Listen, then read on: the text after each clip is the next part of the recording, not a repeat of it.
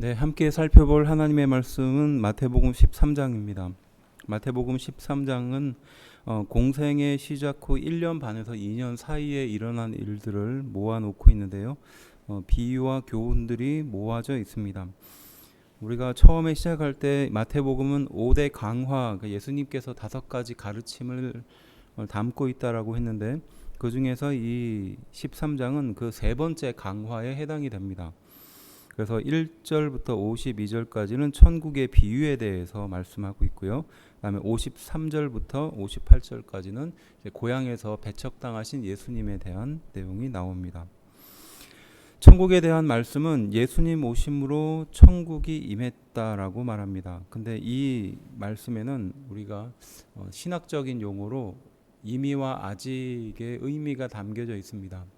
그러니까 예수님께서 오심으로 이 세상에 천국이 왔지만 예수님이 다시 오시는 그때 정말 진정한 천국이 온다라는 그런 의미를 담고 있어요. 네, 그래서 구체적으로 천국의 비유는 7가지 비유를 담고 있는데요. 큰 것만 말씀드리면 먼저 1절부터 23절에 씨 뿌리는 자의 비유, 그 다음에 두 번째가 24절부터 30절까지가 곡식과 가라지, 그 다음에 31절부터 33절이 겨자씨와 누룩의 비유, 그 다음에 34절부터 43절이 곡식과 가라지의 비유, 그 다음에 44절부터 46절이 감추인 보화와 값진 진주의 비유, 그 다음에 마지막으로 47절부터 50절이 그물의 비유 이렇게 담겨져 있습니다. 이 천국을 소유한 자의 기쁨과 그 상태를 예수님께서는 이렇게 비유로서 설명하고 있는데요. 이 예수님께서 이렇게 비유를 통해서 말씀하신 이유가 특별히 두 가지로 요약할 수 있는데, 비유는 말 그대로 어떤 것을 빗대서 하는 말이니까 그것을 좀 더 쉽게 이해하도록 그렇게 말씀하신 겁니다. 그러니까 천국이라는 좀 어려운, 지금 현재 오지 않은 그 개념을 예수님께서는 좀 쉽게 비유를 해서 말씀하시는 목적이 있고요. 두 번째는 귀를 닫은 사람들, 그러니까 예수님의 말씀을 복음으로 듣지 못하는 사람들에게는 오히려 그것을 깨닫지 못하도록 하는데 목적이 있는 거죠. 그래서 비유를 통해서 예수님께서 천국을 말씀하신 이유는 그것을 알아듣는 사람에게는 쉽게 이해하도록, 그 다음에 그것을 알아듣지 못하는 사람에게는 이해할 수 없도록, 그 두 가지 목적을 갖고 있습니다. 그래서 이 비유라는 말은 한 사물을 다른 사물에 비교하여 쉽도록 배열하는 것, 또 비교하는 것, 보여주는 것을 말하는 것입니다. 그래서 이 자칫 잘못하면, 비유를 잘못 이해하면 그 원래의 뜻에 좀 벗어나서 잘못 이해하는 경우가 있다는 것을 좀 잘 알 필요가 있고요. 그런 면에서 이 천국의 비유는 좀 어려운 문장이 될 수도 있고 또 이해하기 어려운 구절이 포함될 수도 있다는 것을 좀 생각하고 읽으면 좋겠습니다. 4절에는요, 길가라고 먼저 말하고 있는데 이건 마음이 굳어서 거부하는 사람들의 마음을 비유하는 거였고요. 그 다음에 흙이 얇은 돌밭은 복음을 받아들이되 완악한 상태에 있는 사람들을 말하는 겁니다. 그리고 가시떨기는 오랜 신앙생활에도 신앙의 장애 요소 때문에 열매를 맺지 못하는 상태를 말하는 거고요. 그다음에 좋은 땅은 진리의 말씀을 잘 받아들이는, 말 그대로 좋은 땅의 상태를 말하는 겁니다. 11절은 여기서 너희에게라고 말하고 또 저희에게라고 말씀하시는데, 너희에게는 제자들 그리고 따르는 사람들을 말하는 거고요. 저희에게는 바로 유대의 지도자들과 또 기적만을 기대하는 사람들, 그러니까 예수님을 기적을 베풀어 주시는 분 정도로 이해하고 따라다녔던 사람들을 향하여 저희에게라고 말씀하신 겁니다. 13절에 보아도 보지 못하고 들어도 듣지 못한다라는 말은 시편 6편 9절을 인용했는데요. 볼 수도 또 들을 수도 있으나 보려고도 하지 않고 들으려고도 하지 않은 상태를 말하는 겁니다. 그래서 이사야서의 예언이 이루어졌다라고 14절 말하는데요. 이사야 예언은 당시 완고했던 그 이스라엘 백성의 지도자들을 향하여 하신 말씀이었거든요. 그런 것과 같은 겁니다. 그래서 그 이사야서의 예언의 뒷부분에 보면 거룩한 씨, 또 그루터기라고 말하고 있는데요. 이거는 좀 신학적인 의미를 담고 있습니다. 그러니까 이스라엘 백성들은 지금 고난을 당하지만 거룩한 터, 그다음에 거룩한 그루터기라고 해서 나무가 잘려도 그루터기가 살아남으면 마지막에 다시 싹을 틔울 수 있다. 이 희망의 메시지를 주는 내용입니다. 15절은요, 완악하다라고 말하는데 이 완악이라는 말은 살찌고 둔한 상태, 그러니까 한마디로 영적으로 무감각해져 있는 상태를 말하는 겁니다. 그래서 고침을 받을까 두려워했다라고 말하는 건데 이건요, 하나님의 백성이 하나님과의 관계 회복을 하기를 두려워한다라는 그런 뜻을 말하는 겁니다. 그러니까 정말로 고쳐지기를 바라나 정말로 고쳐지고 싶지 않다라는 이 이중적인 마음을 말하는 거죠. 영적인 무감각의 상태이기 때문에 이렇게 나타나고 있다라는 겁니다.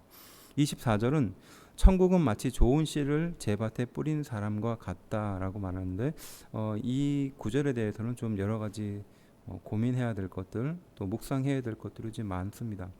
그래서 쉽게 이해를 하면 방금 제가 말씀드린 그 내용인데요. 조금 다른 의미도 담겨져 있으니까 좀 참고해서 살펴보면 좋겠습니다. 25절 가라지라고 말하는데 이 가라지는 이 보리하고 비슷하게 생긴 식물입니다. 그런데 자랄 때는 그 보리와 특별히 구별이 되지 않다가 추수 때 되면은 그게 모양이 달라지거나 그렇다고 합니다. 그래서 이 가라지는 독보리라고도 하는데요. 독보리 말 그대로 잘못 먹으면 이제 몸이 상하게 되는 그런 것입니다. 그래서 당장은 눈에 보이지 않지만 추수 때는 구별할 수 있는 그 상태를 말하는 거죠. 31절에 겨자씨는 이 모든 씨앗보다 가장 작지만 그에 반해서 그 크기는 1m에서 3m까지 크게 자랄 수 있는 식물을 예를 든 겁니다. 그래서 믿음은 작으나 겨자씨와 같이 가장 작은 상태이나 그 식물의 크기는 훨씬 더 커진다, 이렇게 이해하면 좋겠습니다. 33절은 천국 복음의 영향력과 발전에 대해서 말을 하고 있는데요. 여기서 가루서말이라고 말하는데 가루서말은 10사람의 가족이 먹을 수 있는 하루의 식량입니다. 그러니까 굉장히 많은 양이죠. 그래서 누룩 하나가 이 10사람이 먹을 식량, 굉장히 큰 그 가루서말을 다 부풀릴 수 있다라고 말하는 내용입니다. 그리고 35절은요. 선지자로라고 말하는데 이 선지자로는 시편 78편 2절의 내용인데 이 아삽이 지은 시라고 말하는데 그 시편에 세 명의 그 악사가 있죠. 아삽과 헤만과 여두둔 이 세 명이 있는데 그 중에서 그 한 명이었던 아삽이 지은 시가 시편 78편 2절입니다. 그래서 여기서 선지자로라고 말하는 것은 바로 그 아삽을 지칭하는 내용입니다. 42절은 풀무불이라고 말하는데 영원한 형벌을 받는 지옥의 모습을 형용사로 표현한 겁니다. 그래서 풀무불, 마치 새를 단련하는 그곳의 그 시뻘건 그 풀무를 비유해서 지옥이 그와 같다라고 말하는 것이죠. 그리고 울며 이를 간다라고 말하는데 이것은 운다라는 것은 당시에 장례식에 사용했던 말이고요. 그다음에 이를 간다라는 것은 굶주린 짐승의 모습을 비유하는 것입니다. 그래서 울며 이를 간다라는 것은 고통이 극심하여 울부짖는다라는 뜻을 가지고 있습니다. 44절은 밭에 감추인 보화의 비유에 대해서 말하고 또 진주장사의 비유에 대해서 말하는데요. 이건 천국 소유자의 기쁨과 태도에 대해서 말하고 있는 것입니다. 그리고 46절은 극히 값진 진주라고 말하고 이것을 다 팔았다라고 말하는데 진주 장사가 보통의 귀한 진주가 아니라 극히 값진 진주, 그러니까 자신의 소유를 다 팔아서 살 만큼 귀한 진주입니다. 그래서 전 재산을 다 팔아서 그 진주를 샀다라는 의미를 가지고 있죠. 47절은 가라지 비유와 같이 최후 심판 때 구별될 사람들을 말하는 겁니다. 그래서 의인과 악인이 심판 때에 가서야 구별이 될 수 있다라고 말하는 겁니다. 그러니까 겉으로는 지금 현재의 모습으로는 구별할 수 없다라는 말이죠. 52절은요. 서기관에 대해서 말하고 있는데요. 율법 학자나 서기관을 말하는 것이 아니라 천국의 비밀을 아는 제자된 서기관을 말하는 겁니다. 그러니까 서기관이 하나님의 말씀을 연구하고 또 직접 옮겨 적었던 사람인 것처럼 지금 여기에서 서기관은 천국의 비밀을 알고 있는 제자된 서기관을 말하는 것입니다.